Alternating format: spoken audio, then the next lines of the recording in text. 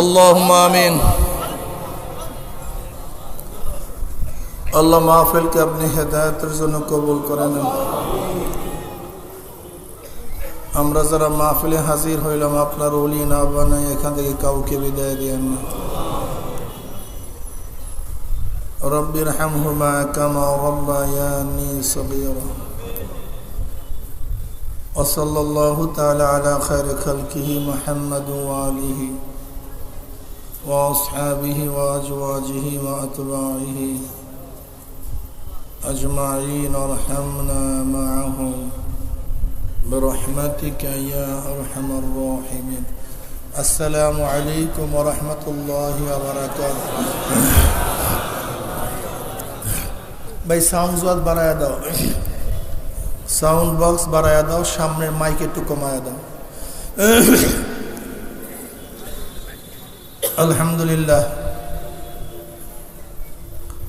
अल्हम्दुलिल्लाह नहमदुहु व नस्तईनुहु व नस्तगफिरुहु व नऊज़ु बिल्लाहि मिन शुरूरि अनफुसिना मन यहदिल्लाहु फला मुदिल्ल लहु व मन युद्लिलहु फला हादिय लहु व नशहदु अन ला इलाहा इल्लल्लाह वहदहु ला शरीका लहु ونشهد أن محمدا عبده ورسوله أما بعد وأعوذ بالله من الشيطان الرجيم بسم الله الرحمن الرحيم يا أيها الذين آمنوا صلوا عليه وسلموا تسليما اللهم صل على سيدنا ونبينا وشفيعنا وحبيبنا ومولانا محمد صلى الله عليه وعلى آله وأصحابه وبارك وسلم। সবাই দুরূদ শরীফ।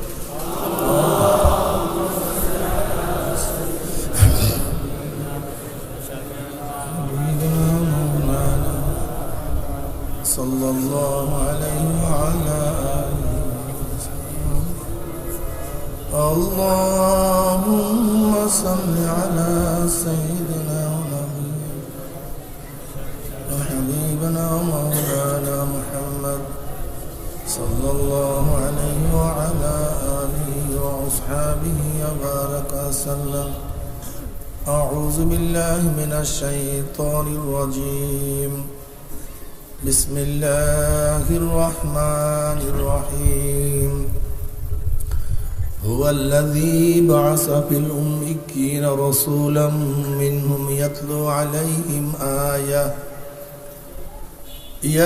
عليهم آياته ويزكيهم ويعلمهم الكتاب والحكمة وإن كانوا من قبل لفي ضلال مبين صدق الله مولانا العظيم وصدق رسول النبي الكريم। ভাই সাউন্ড বক্সের সাউন্ড আরেকটু কমায়া দেন, হালকা একটু সাউন্ড বক্সের সাউন্ড কমায়া দেন হালকা, বাস এইভাবে রাখেন। আল্লাহ পাকের বান্দা জনাব মুহাম্মদুর রাসূলুল্লাহ সাল্লাল্লাহু আলাইহি ওয়াসাল্লামের উম্মতগণ, আল্লাহ পাক রব্বুল আলামিন আপনাকে আমাকে এই ফিতনা ফাসাদের জমানায় যখন তামাম দুনিয়ার থেকে ইসলাম মুসলমানদেরকে মিটিয়ে দেওয়ার ষড়যন্ত্র চলতেছে, তামাম দুনিয়ার মধ্যে ইসলাম মুসলমান থাকবে কি থাকবে না এই প্রশ্নের সৃষ্টি হয়েছে। যে জমানায় মানুষ নেকের কাজ ছাড়তেছে, গুনার কাজ ধরতেছে, শুধু গুনার কাজ ধরেই না বরং গুনার কাজে প্রতিযোগিতা শুরু করছে কে কার আগে জাহান্নামে যাবে। যে জমানায় মুসলমান ইসলামকে পছন্দ করে না, টুপি মাথার থেকে নাম, এ ভাই মাইক কমায়া দাও, ব্যাড সাউন্ড না হয়, ব্যাড সাউন্ড হতে পারবে না। আর এই ফ্যানটাকে এই সামনে এনে ফিট করে দেন, এই ফ্যান সামনে দেন, নয়তো আওয়াজ যায় বারবার মাইকের মধ্যে। টুপি উঠে থুক কে মারে? হিন্দুরা মারে না, মুসলমান। দাঁড়ে দুইয়া টিটকারি কে করে? খ্রিস্টানরা নেই, মুসলমান। সুন্নাতেন জামানিয়া ফাইজলামি কে করে? ইহুদিরা নেই, মুসলমান। ইসলাম নিয়ে কটুক্তি কি করে? আসলে এরা মুসলমান, এরা নামধারী মুসলমান। নিচে নামান। 100 বার একটা কথা বলতে হয়। এই বাস এইভাবে রাখেন, এখন দেন ফ্যান, তাহলে আর মাউথ পিসের মধ্যে যাবে না, আমার দিকে ফিরে যাবেন। এই নামধারী মুসলমান ইসলামের সবচেয়ে বড় দুশ্মন। ঘরের ইঁদুরে বাত কাটলে সেই বাত রাখা যায় না। ঘরের শত্রু শত্রুতা করলে সে শত্রু দমন করা যায় না। দেখেন, একসময় আমাদের সংখ্যা খুবই কম ছিল। মুসলমানের প্রথম যুগে, প্রথম দিকে মুসলমানের সংখ্যা খুবই কম ছিল। আপনারা জানেন, জনাব মুহাম্মদ রাসূলুল্লাহ সাল্লাল্লাহু আলাইহি ওয়াসাল্লাম 570 ঈসাই সালে দুনিয়াতে আসছেন। কত ঈসাই সাল? সবাই বলেন কত? 570 ঈসাই সালে নবী আলাইহিস সালাতু ওয়াস সালাম জন্মগ্রহণ করেছেন, দুনিয়াতে আসছেন। 40 বছর বয়স। যখন তার বয়স 40, তার মানে 610 ঈসাই সাল। কত ঈসাই সাল? 610 ঈসাই সালে তিনি নবুয়াতি লাভ করেন। ওহী নিয়ে আসছে জিবরাইল। আচ্ছা বলেন তো, নবী আলাইহিস সালাতু ওয়াস সালামের কাছে যখন ওহী নিয়ে আসছে, তখন কি কোনো মুসলমান ছিল? সব কাফের, সব মুশরিক ছিল। মহিলাদের মধ্যে সর্বপ্রথম ইসলাম গ্রহণ করছে খাদিজা কুবরা রাদিয়াল্লাহু তাআলা আনহা। আম্মাজান খাদিজা রাদিয়াল্লাহু তাআলা আনহা মহিলাদের মধ্যে প্রথম ইসলাম গ্রহণ করছেন। আপনারা সব সময় মনে রাখবেন, মাথার মধ্যে ভালো মতো বদ্ধমূল করেন, ইসলামের জন্য পুরুষদের যে খেদমত, মহিলাদের খেদমত কোনো অংশেই কম না, বরং অনেক দিক থেকে অনেক সময় মহিলারা সফকাত নিয়ে গেছে, পুরুষদের চেয়ে ইসলামের খেদমত বেশি করছে। নবী আলাইহিস সালাতু ওয়াস সালামের উপরে প্রথম ঈমান আনছে মহিলাদের মধ্যে, ভুলে গেছেন নামের মধ্যে, ওহীকে সত্যায়ন করাইছেন তিনি। ওয়ারাকা ইবনে নওফালের কাছে নবী আলাইহিস সালাতু ওয়াস সালামকে নিয়ে গেছেন তিনি, সান্ত্বনা প্রদান করছেন তিনি।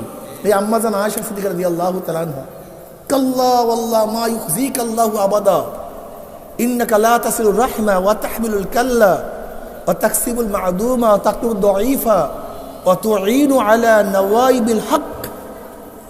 এই যে সান্ত্বনা, আল্লাহ পাক আপনাকে অপমান করবেন না, অপদস্থ করবেন না। কাল্লা ওয়াল্লাহ, আল্লাহর কসম, কখনো নয়, আল্লাহ পাক আপনাকে অপদস্থ অপমান করবেন না। লাকাদ খাশিতু আলা নাফসির এই জবাবে বলছিলেন, আমার আশঙ্কা হয় আমি ধ্বংস হয়ে যাব কিনা, না কি হয়ে গেল আমার। তখন নবী আলাইহিস সালাতু ওয়াস সালাম যেই ব্যক্তি প্রথম সান্ত্বনা দিয়েছেন, সে কোনো পুরুষ না, একজন মহিলা। আপনি কি জানেন, ইসলামের যুগে, ইসলামের জগতে সর্বপ্রথম শাহাদাতের মর্যাদা কে লাভ করছেন? সুমাইয়া রাদিয়াল্লাহু তাআলা আনহা, একজন মহিলা। তিনি প্রথম এই শাহাদাত মর্যাদা লাভ করছেন ইসলামের যুগে। কেউ পারেন না এর আগে, কোনো পুরুষ না, এই মহিলা। পুরুষদের মধ্যে, মুরব্বীদের মধ্যে সর্বপ্রথম ইসলাম গ্রহণ করেন আবু বকর রাদিয়াল্লাহু তাআলা আনহু। বালকের মধ্যে সর্বপ্রথম ইসলাম গ্রহণ করেন হযরত আলী মুর্তজা রাদিয়াল্লাহু তাআলা আনহু। আর গোলামদের মধ্যে সর্বপ্রথম ইসলাম গ্রহণ করেন যায়েদ ইবনে হারেসা রাদিয়াল্লাহু তাআলা আনহু। তখন তো মুসলমানই ছিল, সব বেঈমান। উমর ইবনে খাত্তাব রাদিয়াল্লাহু তাআলা আনহু যখন ইসলাম গ্রহণ করেন, পঞ্চম নবুয়াতি বর্ষ, তখন মুসলমানের সংখ্যা ছিল মাত্র 39। তাও পঞ্চম নবুয়তির বর্ষ, মুসলমানের সংখ্যা ছিল 39 বা 40। এই 39 জন মুসলমান পঞ্চম নবুয়তি বৎসর পর্যন্ত ছিল। তা মুসলমানের গোড়ার দিকে সংখ্যা ছিল কম, বদরের ময়দানে মাত্র ৩১৩ জন মুসলমান কাফের বিশাল বাহিনীকে তছনছ করে ফেলছে। আপনারা জানেন বদরের ময়দান দ্বিতীয় হিজরিতে। কত হিজরি? কথা কয় না। দ্বিতীয় হিজরি 17 রমজান। দ্বিতীয় হিজরি 17 রমজান, রমজান মাস। সাহাবারা সবাই রোজাদার ছিল, ক্ষুধার্ত। এই অবস্থা নামছে তো নামছে। মুসলমান যত ক্ষুধার্ত থাকে, রোজা থাকে, তাদের ঈমানে কুওয়াত বেড়ে যায়। দ্বিতীয় হিজরিতে বদরের ময়দান, তৃতীয় হিজরি মাত্র 1 বছর পরই উহুদ। কয় বছর পর? মুসলমানদের সংখ্যা ছিল মাত্র 3000, কম বেশি, কথা ঠিক না? চতুর্থ হিজরিতে বদরের সোগরা, পঞ্চম হিজরিতে খন্দকের গজওয়ে আহজাব, ষষ্ঠ হিজরিতে হুদায়বিয়া সন্ধি, অষ্টম হিজরিতে ফতে মক্কা। এই ফতে মক্কা লোক ছিল কত? 10,000 বা 8,000। আর 11 হিজরিতে নবী আলাইহিস সালাত দুনিয়া থেকে বিদায় হয়ে গেছে। দশম হিজরিতে বিদায় হজের ভাষণ দান করছেন। সাহাবাদের সংখ্যা ছিল প্রায় 1.25 লক্ষ। হযরত ওমর ইবনে খাত্তাব রাদিয়াল্লাহু তাআলা 13 হিজরিতে ক্ষমতায় বসেন। কত হিজরিতে? 13 হিজরিতে। হযরত আবু বকর সিদ্দিক রাদিয়াল্লাহু তাআলা ক্ষমতা ছিল মাত্র 18 মাস। আর ওমর ইবনে খাত্তাব রাদিয়াল্লাহু তাআলা ক্ষমতা ছিল 10 বছর 6 মাস 6 দিন। অথচ শাসন করছে অর্ধজাহান। আমি এটা বুঝাতে চাই যে মুসলমানের ঘোড়ার সংখ্যা ছিল খুবই কম, কিন্তু বিজয়ের সংখ্যা ছিল অনেক বেশি। আর এখন সব মুসলমানের গোষ্ঠী, সব মুসলমান, এই যে কত মুসলমান, কিন্তু আমরা সবচেয়ে লাঞ্ছিত, অপমানিত। এর কারণটা কি? হ্যাঁ, এই মিয়া, গোরস্থানে, কবরস্থানে লক্ষ মুদ্রার আছে, ওই লক্ষ মুদ্রার দাম নেই, কিন্তু সেখানে একজন জেতা মানুষ থাকলে তার ঠিকই দাম আছে। আর আমরা সব মুদ্রারের গোষ্ঠী, এর জন্য আমাদের কোনো দাম নেই। এগুলোর কথাও কেউ শোনে না। 1 লক্ষ মুদ্রার কেউ ভয় করে না, কিন্তু একজন জেতা মানুষকে সবাই কিন্তু ভয় করে। আল্লামা মিরিক রহমতুল্লাহ আলাইহি একজন বুজুর্গ ছিলেন। তার কাশফ ছিল, তার কারামত ছিল। তিনি যে স্বপ্ন দেখতেন বাস্তবে তাই হইত। এটা তার কারামত, কারামতুল আউলিয়া হাক্কুন।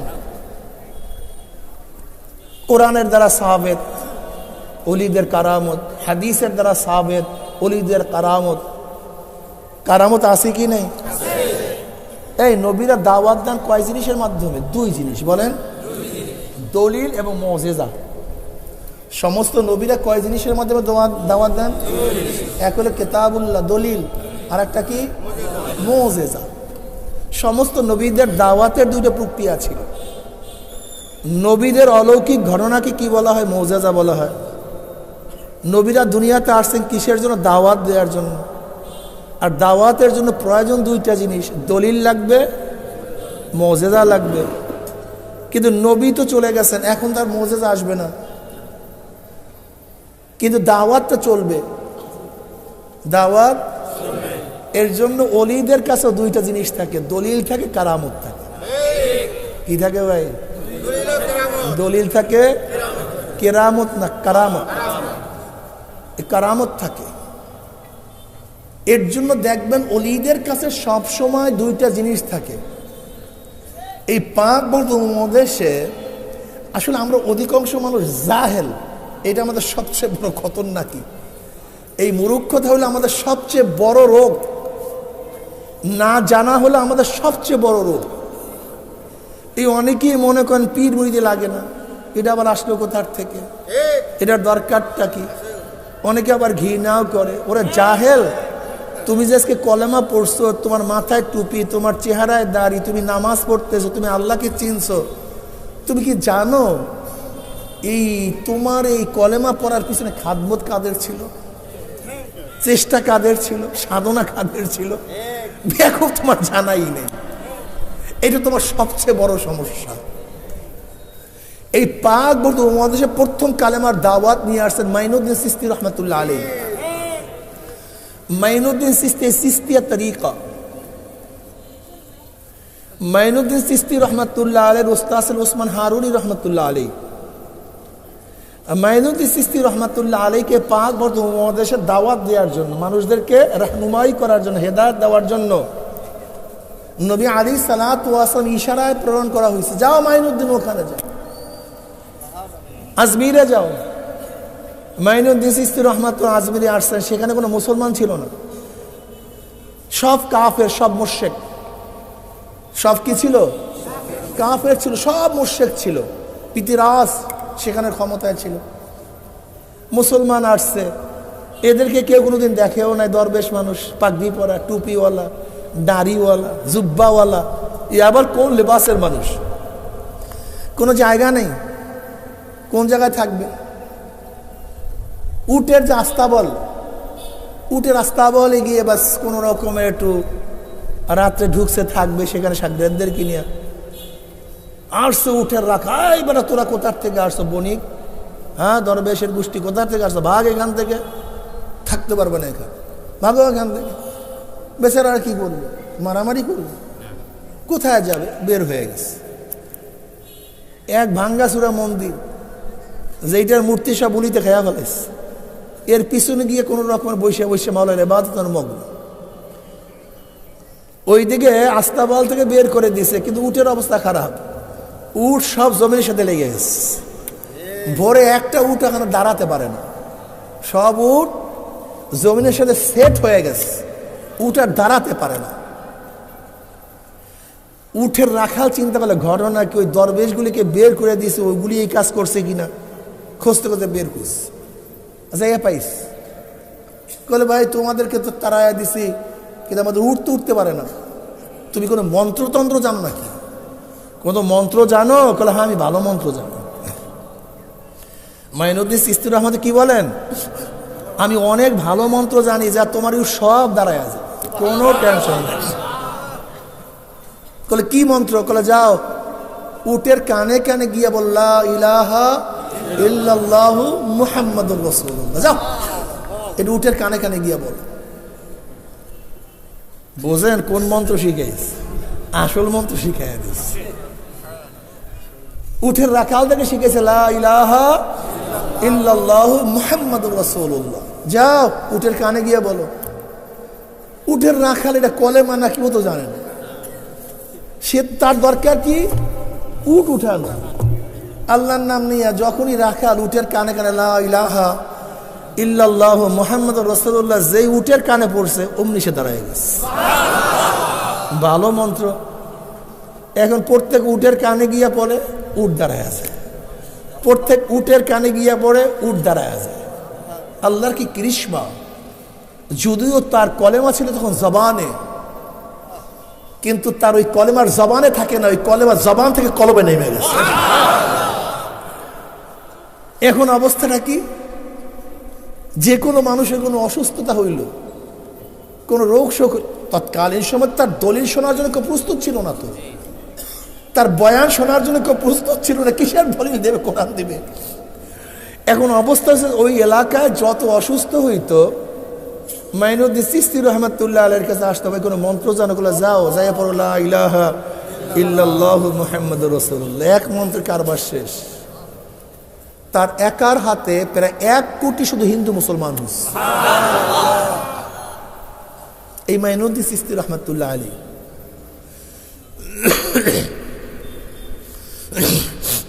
আপনারা জানেন শাহজালাল ইয়ামান রহমতুল্লাহ আলাইহি, ইয়ামান এটা হলো ওমানের পাশে, সৌদি আরবের থেকে দূরে।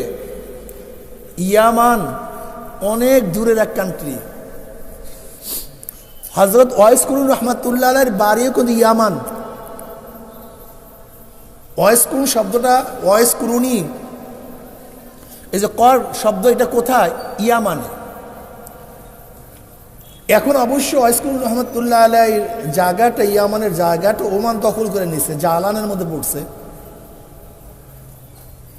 এই ইয়ামান থেকে শাহজালাল ইয়ামানি রহমাতুল্লাহ আলাইহি আসছেন কিসের জন্য? এই দাওয়াত দেওয়ার জন্য।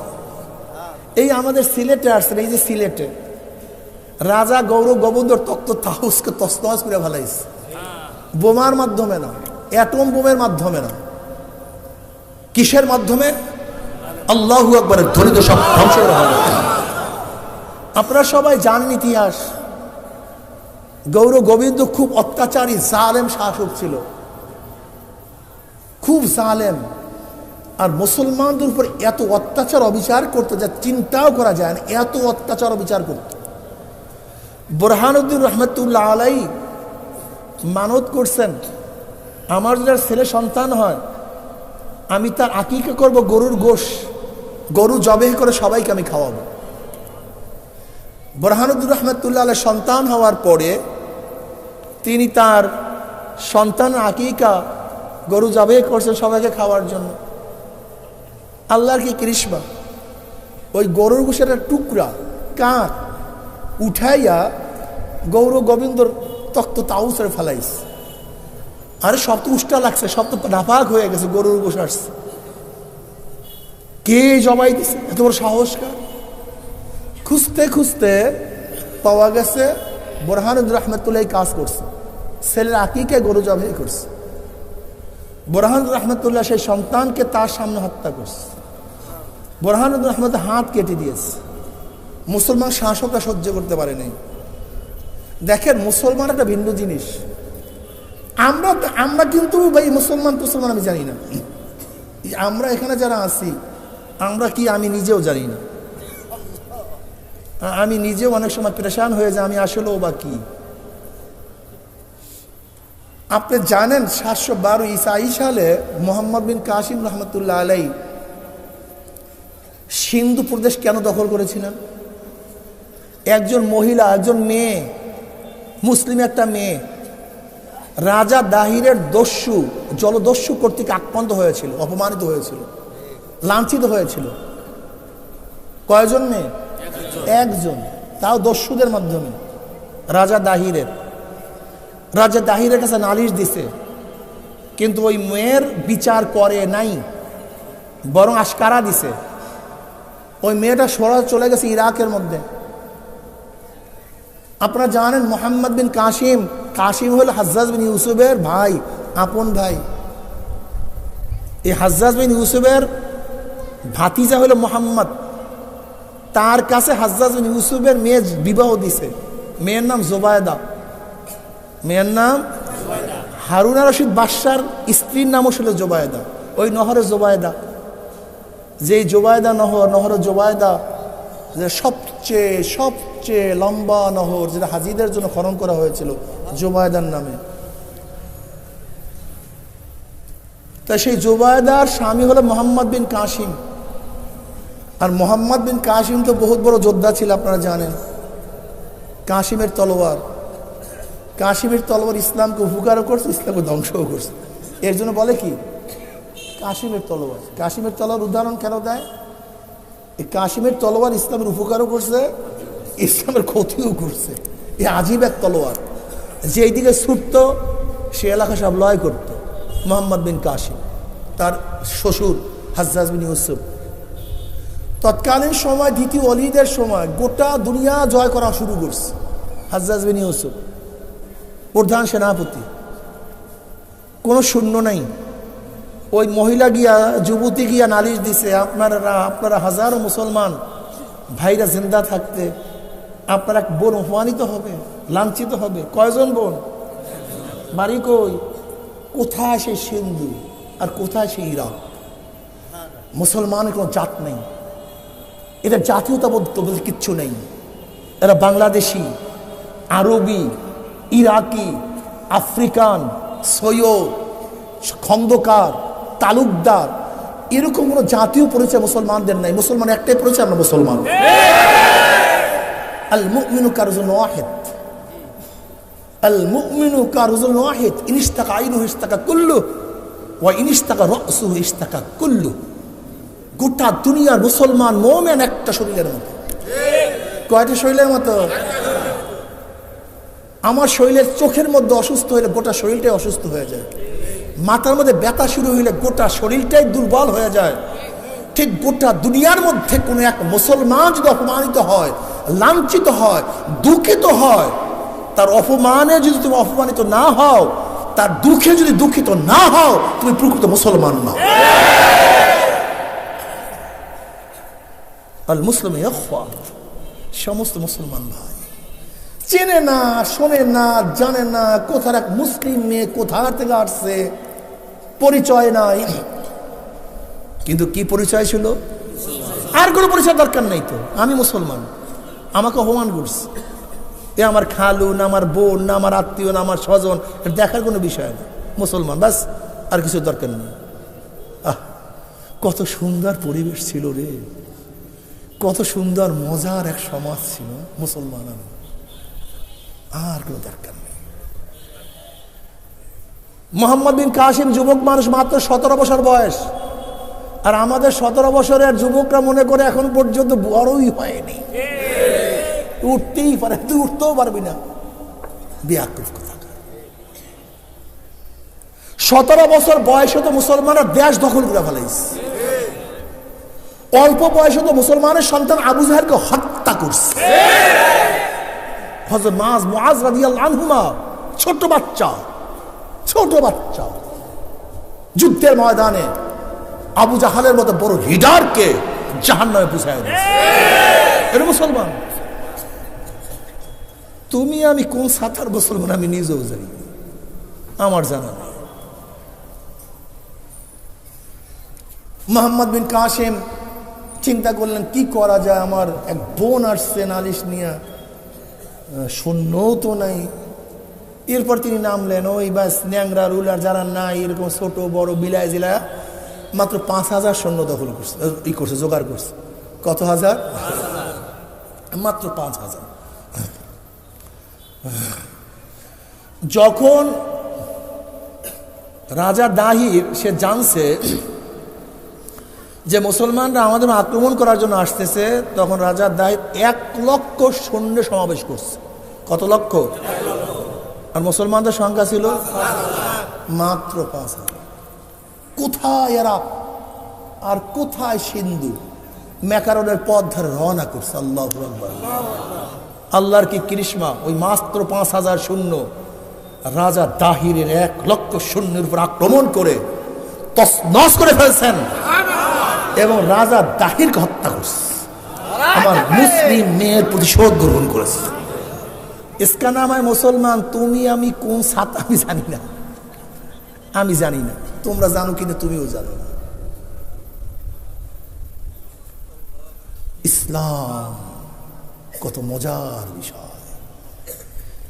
ইসলাম পালন করবা দুনিয়াতেও শান্তি, কবরে, কিয়ামতে, মিজানে, পুলসেরাতে, আর জান্নাতের মধ্যে এখানে শান্তি আর শান্তি। আল্লাহর তরফ থেকে সালামুন কাওলাম মির রব্বির রহিম, শুধু শান্তি আর শান্তি। রবের তরফ থেকে শুধু শান্তি আর শান্তি। ইসলাম মানবা না, দুনিয়াতেও অশান্তি। দুনিয়াতেও যেখানে ইসলাম নাই, ঘরের মধ্যে অশান্তি, বাবা ছেলের মধ্যে অশান্তি, স্ত্রী স্বামীর মধ্যে অশান্তি, মা মেয়ের মধ্যে অশান্তি, বন্ধু বন্ধুর মধ্যে অশান্তি, সমাজের মধ্যে অশান্তি, কেউ কাউকে ছাড় দেয় না। আর যদি মুমিন হয়, 10 জন দরবেশ একটা কম্বলের নিচে থাকতে পারে। কয়টা কম্বল? দরবেশ কয়জন? সুবহানাল্লাহ। ওয়ায়ুসিরুনা আলা আনফুসিহিম ওয়ালাউ কানা বিহিম খাসাসা। মুমিন সব সময় নিজের উপরে তার ভাইকে প্রাধান্য দেয়। ভাই কম্বল তুই গায়ে দে, আমি একটু কষ্ট করি না, ভাই তুই গায়ে দে, না ভাই তুই গায়ে দে, না ভাই তুই গায়ে দে, না ভাই তুই গায়ে দে। একটা কম্বল 10 জন দরবেশের জন্য যথেষ্ট, কিন্তু 2 রাষ্ট্রের মধ্যে 2 বাদশা থাকতে পারে না। 2 বাদশা 2 রাষ্ট্রেও থাকতে পারে না, আরো চাই, আরো চাই। আপনি কি জানেন না, এক যুদ্ধের মধ্যে এক সাহাবী পানি পানি করে ডাকা শুরু করছে। যেই সাহাবী পানি বড়িয়ার ডাক দিছে, তার চাচাতো ভাই পানি নিয়ে দৌড় মারছে। পানি নিয়ে যখনই দৌড় মারছে, পানি পান করবে, মুখের কাছে পানি নিছে, এরকম মুখের কাছে পানি নিছে, পান করবে, এর মধ্যে আর একজন ডাক দিছে পানি। যেই ব্যক্তি মুখের কাছে পানি নিছে সে বলছে, ভাই আমার বেশি পানির প্রয়োজন, আমার ভাইয়ের বেশি পানির প্রয়োজন, তোমরা তার কাছে পানি নিয়ে যাও। বুঝলেন? দ্বিতীয় ব্যক্তির কাছে পানি নিয়ে গেছে। দ্বিতীয় ব্যক্তি যখনই পানি পান করবে, হঠাৎ তৃতীয় জায়গা থেকে আওয়াজ পানি। দ্বিতীয় ব্যক্তি বলছে, ভাই আমার বেশি পানির প্রয়োজন নেই, আমার ভাইয়ের বেশি পানির প্রয়োজন, তুমি তার কাছে পানি নিয়ে যাও। তৃতীয় ব্যক্তির কাছে যখন পানি নিয়ে গেছে, গিয়া দেখে সে দুনিয়াতে নেই, আল্লাহর সাথে মোলাকাত করিয়া ফেলাইছে। দৌড়াইয়া দ্বিতীয় ব্যক্তির কাছে আসে, দেখে সেও নাই, সেও দুনিয়ার থেকে বিদায় হয়ে গেছে, আসমানে চলে গেছে। আসিয়া দেখে প্রথম ব্যক্তি নয়, সেও দুনিয়ার থেকে বিদায় হয়ে গেছে। আমার মাওলানা বলেন, ওই উসিরুনা আলা আনফুসিহিম ওয়ালাউ কানা বিহিম খাসাসা। মুমিন তো নিজের ধ্বংসের মুহূর্তেও তার ভাইকে প্রাধান্য দেয়। আমার পানির দরকার নাই, আমার ভাইকে পানি নিয়ে দাও। আমার পানির দরকার নেই, আমার ভাইকে পানি পান করাও। আমার খাওয়ার দরকার নেই, আমার ভাইকে খাওয়াও।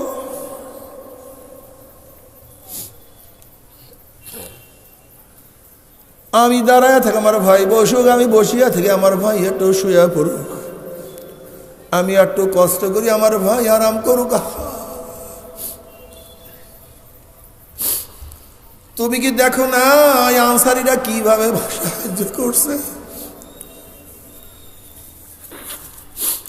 মুহাজিরদেরকে আনসারীরা কিভাবে সাহায্য করছে? ভাই আমার দুইজন স্ত্রী, তুমি যাকে পছন্দ করো আমি তালাক দিয়ে দেবো, তুমি তাকে বিবাহ করো। আমার দুইটা ঘর, যেটা তোমার পছন্দ হয় সেইটা নিয়ে যাও। আমার বাগানের অর্ধেক তোমার, অর্ধেক আমার। আমার খানার অর্ধেক তোমার, অর্ধেক আমার।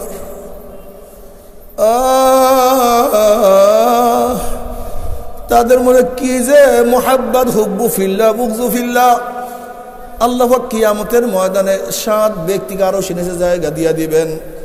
সাবআতুন ইউযিল্লুহুমুল্লাহু ফি যিল্লিহি ইয়াওমা লা যিল্লা ইল্লা যিল্লাহু, আল ইমামুল আদিল ওয়া শাবুন নাশা ফি ইবাদাতিল্লাহ, ওয়া রাজুলুন কলবুহু মুআল্লাকুন বিল মাসাজিদ, ওয়া রাজুলান তাহাব্বা ফিল্লাহ ইজতামা আলা যালিকা ওয়া তাফাররাকা আলাইহি। আল্লাহ পাক কিয়ামতের ময়দানে ওই দুই ব্যক্তিকে জান্নাতে, ওই দুই ব্যক্তিকে আল্লাহ পাক আরো নিচে জায়গা করিয়া দিবেন। যেই দুই ব্যক্তি একে অপরকে মুহাব্বত করবে আল্লাহর জন্য, শত্রুতাও করবে আল্লাহর জন্য। হুব্বু ফিল্লাহ, বুগজু ফিল্লাহ। আমার মুহাব্বত ও মাওলার জন্য, আমার শত্রুতাও মাওলার জন্য। মুসলমান তো নসলের কারণে, রক্তের কারণে মুসলমানকে মুহাব্বত করে না। তুমি কি দেখো নাই নবী নূহ আলাইহিস সালাতু ওয়াস সালামের ঔরাজার সন্তানকে নবী নূহ আলাইহিস সালাতু ওয়াস নৌকার মধ্যে উঠান নাই? যদিও তার সন্তান কিন্তু বেঈমান, তার সাথে কোনো মুহাব্বত নাই। তুমি কি দেখো নাই নবী ইব্রাহিম আলাইহিস সালাতু ওয়াস সালাম বাবা হওয়া সত্ত্বেও আমার মাওলা তাকে হেদায়েত দেয় নাই? তুমি কি দেখো নাই লূত আলাইহিস সালাতু ওয়াস সালামের স্ত্রী হওয়া সত্ত্বেও আমার মাওলা তাকে হেদায়েতের মালা পরায় নাই? তুমি কি দেখো নাই হাজারো মুসলমানদের বাবা বেঈমান, যেরকম আবু জাহাল বেঈমান, তার ছেলে ইকরামা রাদিয়াল্লাহু কত বড় মুমিন। তুমি কি দেখো নাই খালিদ আমার মাওলা পাকের পাগল হয়ে গেছে, খালিদ রাদিয়াল্লাহু তাআলা আনহু সাইফুল্লাহ হয়ে গেছে, তার বাবা ওলি জাহান্নামের কীট হয়ে গেছে। তুমি কি দেখো নাই ও বেলালে হাবশির মতো গোলামকে আমার মাওলা কত সম্মানী করছে, কিন্তু তার মালিককে আমার মাওলা কত অপমান করিয়া ফেলাইছে। আমি মোহাব্বত করি মাওলার জন্য, আমি ঘৃণাও করি মাওলার জন্য। আমার ছেলের কারণে মোহাব্বত করি না। লা তাজিদু কওমান ইউমিনুনা বিল্লাহি ওয়াল ইয়াউমিল আখির ইউআদ্দুনা মান হাদ্দাল্লাহু ওয়া রাসূলাহু ওয়ালাউ কানু আবাআহুম আও আবনাআহুম আও ইখওয়ানাহুম আও আশীরাতাহুম। হে মুসলমান, কেন তুমি বুঝো না? আল্লাহ পাক কালামে পাকের মধ্যে ফরমান, যারা কিয়ামতকে বিশ্বাস করে তো মুমিন, যারা মুমিন তারা আল্লাহ ও আল্লাহর রাসূলের দুশমনের সাথে কোনোদিন মোহাব্বত রাখতে পারে না। লা তাজিদু কওমান ইউমিনুনা বিল্লাহি ওয়াল ইয়াউমিল আখির ইউআদ্দুনা মান হাদ্দাল্লাহু ওয়া রাসূলাহু ওয়ালাউ কানু আবাআহুম আও আবনাআহুম আও ইখওয়ানাহুম আও আশীরাতাহুম। মুমিন কোনোদিন আল্লাহ ও আল্লাহর রাসূলের দুশমনের সাথে মোহাব্বত রাখতে পারে না, ভালোবাসা রাখতে পারে না। যদিও সেই বেঈমান মুমিনের বাবা হোক না কেন, যদিও সেই বেঈমান মুমিনের সন্তান হোক না কেন, যদিও মুমিনের সেই সন্তান যদিও মুমিনের সেই দুশমন তার আপন ভাই হোক না কেন, শ্বশুর হোক না কেন, শাশুড়ি হোক না কেন, বোন হোক না কেন, শালা হোক না কেন, সম্বন্ধী হোক না কেন, মুমিন কোনদিন আল্লাহ ও আল্লাহর রাসূলের দুশমনের সাথে মোহাব্বত রাখতে পারে না। আমি মোহাব্বত রাখি মাওলার জন্য, আমি তোমাকে শত্রু মনে করি মাওলার জন্য। আমার কোনো স্থায়ী শত্রু নাই, আমার কোনো স্থায়ী বন্ধু নাই। যে মাওলার বন্ধু আমি তাকে ভালোবাসি, আর যে মাওলার দুশমন আমি তাকে খারাপ জানি। হে আমার মুসলমান বাবারা ও আমার পর্দার মা বোনেরা, মাওলাকে ভালোবাসিও,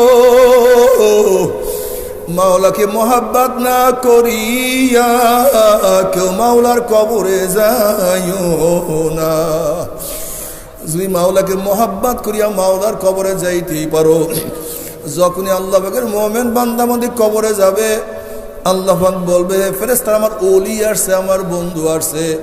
ওয়া আফরুশুল ফরাশ মিনাল জান্নাহ ওয়া আলবিসু মিনাল জান্নাহ, আমার বান্দা বান্দির গার মধ্যে জান্নাতের পোশাক লাগাইয়া দে, জান্নাতের বিছানা বিছাইয়া দে, জান্নাতের নাজ নিয়ামতের দ্বারা গোটা কবরটাকে ভরিয়া দে। আল্লাহ কবুল করিয়া নাও। কিয়ামতের ময়দানে আল্লাহ পাকের মুমিন বান্দা বান্দি উঠবে, আমার মাওলা নিজের ডাকিয়া ডাকিয়া আরশের নিচে জায়গা করিয়া দিবে। আহা, নবী আলাইহিস সালাতু ওয়াস সালাম নিজের হাতে হাউজে কাউসারের পানি পান করায়া দিবে। বুখারীর মধ্যে রওয়ায়াত আছে, মান শারাবা লাম ইয়াজমা আবাদা, যেই ব্যক্তি এক পেয়ালা হাউজে কাউসারের পানি পান করতে পারবে 50,000 বছরের মধ্যে আর কোনোদিন পানির পয়সা লাগবে না। নবী আলাইহিস সালাতু ওয়াস সালাম ফরমান, হে আমার উম্মতেরা, কিয়ামতের ময়দানে আমাকে 3 জায়গায় খোঁজ করিও। কিয়ামতের ময়দানে আমাকে 3 জায়গায়, হে আমার উম্মতরা, কিয়ামতের ময়দানে 3 জায়গায় আমাকে খোঁজ করিও। হাউজের কিনারে আমাকে খোঁজ করিও, পাল্লার কাছে মিজানের কাছে আমাকে খোঁজ করিও, উলসরাতের গোড়ায় আমাকে খোঁজ করিও। নবী আলাইহিস সালাতু ওয়াস সালাম হাউজের কিনারায় থাকবে, তার উম্মতরা তার কাছে যাবে। আমার নবী ডাক দিবে, আমার উম্মতরা, ও আমার উম্মতরা, আমি তোদেরকে এক পেয়ালা হাউজে কাউসারের পানি পান করাইয়া দেব। আমার নবী হাউজে কাউসারের পানি পান করাইয়া দেবে। ওই পানি দুধের চেয়েও সাদা, মধুর চেয়ে কত কোটি গুণ স্বাদ, মিশক আম্বারের চেয়ে কত কোটি গুণ যে ঘেরা।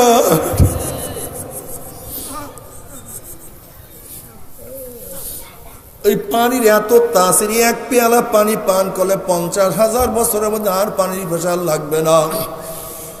নবী আলাইহিস সালাতু ওয়াস সালাম মিজানের কাছে দাঁড়ানো থাকবে, তার উম্মতের ওজন করা শুরু করবে। যখনই উম্মতের কোনো গুনাহ ওজন করবে, অমনি নবী আলাইহিস সালাতু ওয়াস সালাম সুপারিশ করবে, মাওলা হে গুনাহটাকে ওজন করিও না। এই যুবক স্কুলের ছাত্র, এই ছেলে তো কলেজের ছাত্র, ইউনিভার্সিটির ছাত্র, ওর বাবা নামাজ পড়তো না, ছেলে তো নামাজ কাজা করতো না। এই মেয়ে তো কলেজের ছাত্রী, ওর মা তো বোরকা পড়তো না, কিন্তু মেয়ে তো বোরকা ছাড়া রাস্তায় নামতো না।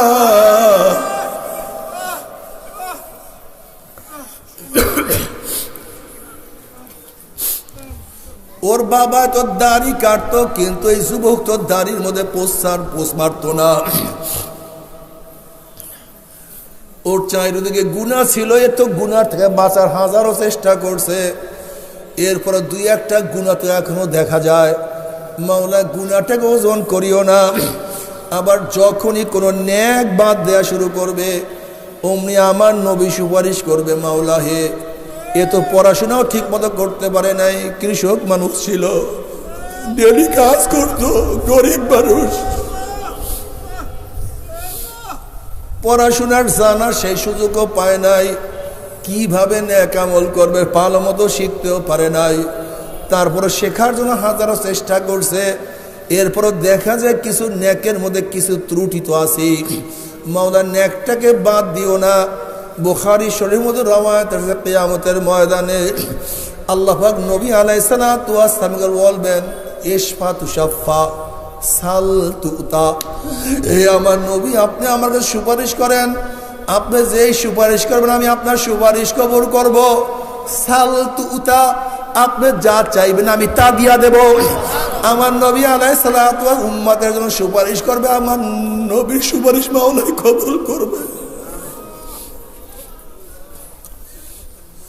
আমার নবী উম্মতের জন্য চাইবেন, আমার মাওলা সব কিছু দিয়া দিবেন। আমার যুবক বাবারা, মুরব্বী বাবারা, পর্দারা মা বোনেরা, যদি নবীর সুপারিশ পাইতে চাও সুন্নাত ছাড়িও না। সুন্নাত তরক করলে আমার নবী কিন্তু বাবা চিনবে না। নবী আলাইহিস সালাতু ওয়াস সালাম ফরমান, মান আহাব্বা সুন্নতি ফাকাদ আহাব্বানি ওয়া মান আহাব্বানি কানা মাই ফিল জান্নাহ। যারা আমার সুন্নাত অনুযায়ী চলবে কিয়ামতের ময়দানে আমার সাথী হয়ে তারা সবাই জান্নাতে চলিয়া যাবে। অন্য রওয়ায়াতের মধ্যে নবী আলাইহিস সালাতু ওয়াস সালাম ফরমান, মান দাইয়া সুন্নতি হুররিমাত আলাইহি শাফাআতি। যারা আমার সুন্নাত মানবে না তাদের উপর আমার শাফাআত সম্পূর্ণ হারাম হইয়া যাবে। আল্লাহ মাফ করিয়া দাও। বাবারে বাবারে, দলে পড়িও না, কোনো ফাসেকদের কথা মানিও না, কোনো ফাসেকদের বয়ানে পড়িয়া, ওয়াজে পড়িয়া কোনো ফাসেকদের কথা শুনিয়া নিজেকে ধ্বংসের দিকে নিয়ে যাইও না রে বাবা। নিজে আমল করার চেষ্টা করো, আর একজনকে আমল করাবার ব্যবস্থা করো। এরপরও নিজের উপরে নিজে সম্পূর্ণ ভরসা করিও না। তুমি কি দেখো না নবীর ব্যাপারে আমার মাওলা কি বলেন, ফাসাব্বিহ বিহামদি রাব্বিকা ওয়াস্তাগফির। আপনি ইস্তিগফার করতে থাকেন, বারবার তওবা করতে থাকেন। অথচ নবী আলাইহিস সালাতু ওয়াস সালামের কোনো গুনাহই ছিল না। এরপরে সম্মান সূচকভাবে আল্লাহ পাক বললেন, গুফিরা লাহু মা তাকাদ্দামা মিন যানবিহি ওয়া মা তাআখার। মাওলা পাক আপনার সমস্ত কিছু পিছিলে এবং আগিলা মাফ করিয়া দিছে। যেই নবী সব কিছু মাফ, সেই নবী ইস্তেগফার পরে বারবার তওবা করে, তাহলে তোমার আমার কি করা উচিত রে বাবা?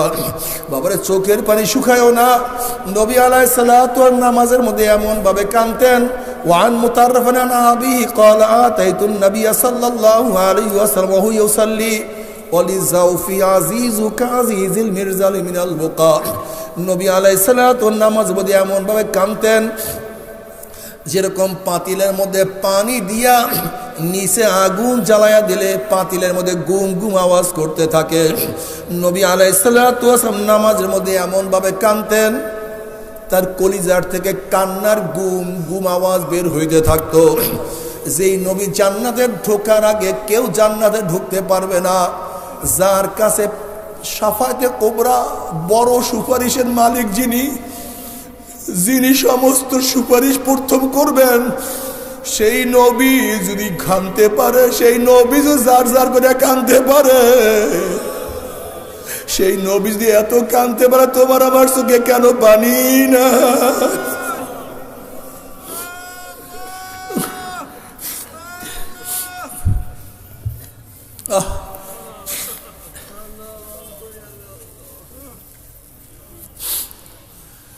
নবী আলাইহিস সালাতু ওয়াস সালাম আল্লাহর কাছে দোয়া করে, আল্লাহুম্মা রযুকনি আইনাইন তাবকিয়ান মিন খাশিয়াতিকা ক্বাবলা আন ইয়াকুনা দামু দামান।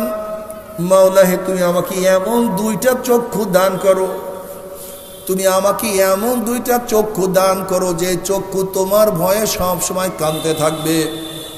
ওই দিন কান্নার আগে যেই দিন চোখের পানি শেষ হয়ে অনর্গল রক্ত বাহির হওয়া শুরু হয়ে যাবে।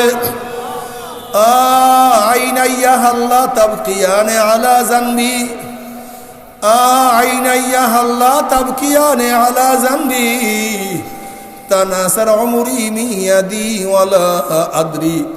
ও আমার চক্ষু, ও আমার চক্ষু, ও আমার চক্ষু, তুই আমার গুনার কথা স্মরণ করিয়া কেন কান্দো না? ওরে চক্ষু কত নামাজ কাজা করছি, ওরে চক্ষু কত রোজা ছাড়িয়া দিছি, ওরে চক্ষু কত গাঁজা সেবন করছি, ওরে চক্ষু কত সুদ খাইছি, ওরে চক্ষু কত চুরি করছি, কত মিথ্যা বলছি, ওরে চক্ষু অবৈধভাবে কত মহিলার গায়ে হাত লাগাইছি, ওরে চক্ষু কত হারাম গুনার কাজ করছি। আইনাইয়া হাল্লা তাবকিয়ানি আলা জানবি, তানাসার উমরি মিয়াদি ওয়ালা আদরি। ও আমার চক্ষু, তুই আমার গুনার কথা স্মরণ করিয়া কেন কান্দো না?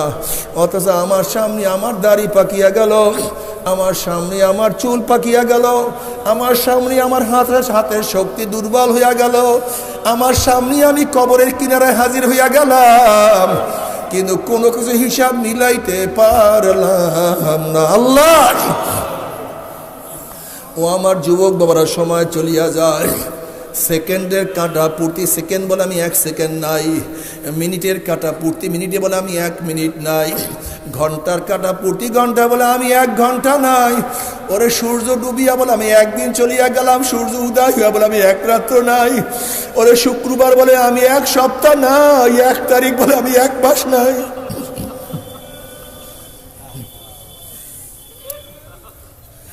বছরের শুরু বলে আমি 1 বছর চলিয়া গেলাম। কি নিয়ে রওনা করছো?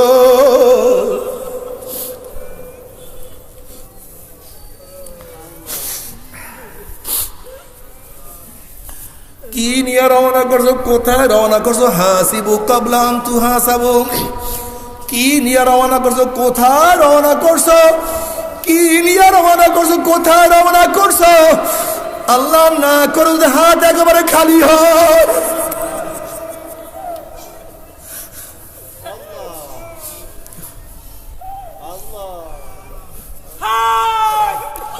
ফাসাও ফাতারো ইজিন কাশাফাল গুবারো ফানাসুন তাহতালিস দেখাম হে মারু। ওরে অন্ধকার পরিষ্কার হোক, সূর্য ওঠার অপেক্ষায় করো, তখন তুমি দেখতে পারবা তুমি ঘোড়ার উপরে না গাধার উপরে। ও সোয়ারি, নিজেকে গর্ববোধ মনে করো তুমি ঘোড়ার উপরে আসো না, তুমি অন্ধকারে দেখো না, এর জন্য গর্ব করো। পরিষ্কার হয়ে গেলেই বুঝবা যে তুমি গাধার উপরে না ঘোড়ার উপরে। ঠিক দুনিয়ার মোহ আমাদেরকে অন্ধ করিয়া ফেলাইছে। আল্লাহ,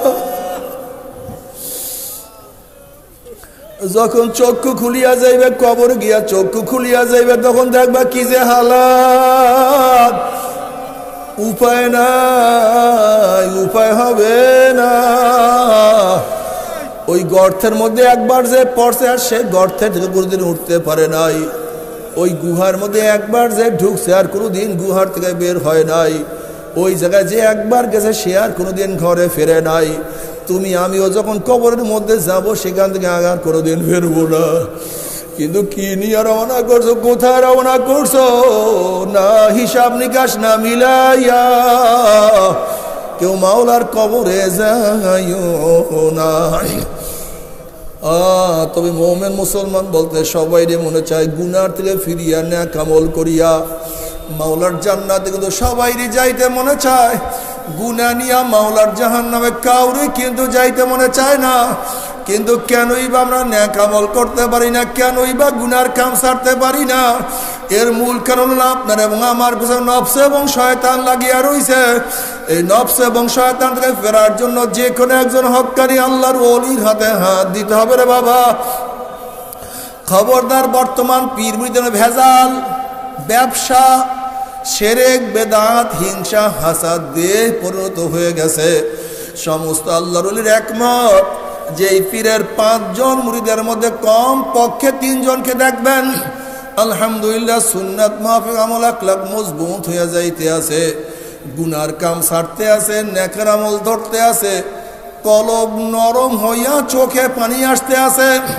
বৃক্ষ তোর নাম কি, ফলে পরিচয়? আমি চরমোনায় বুঝি না, চরমোনার দাওয়াত প্রশংসা প্রচার প্রসার করার জন্য আসিনি রে বাবা। চরমোনায় যাওয়ার তোমার কোনো দরকার নাই, তোমার কোনো দরকার নাই, কোনো দরকার নাই। তুমি যার কাছে গিয়া পারো গুনার কাম সারো, নেকের আমল ধরো, কলম নরম করিয়া চোখে পানি নিয়া মাওলার কবরে যাইও।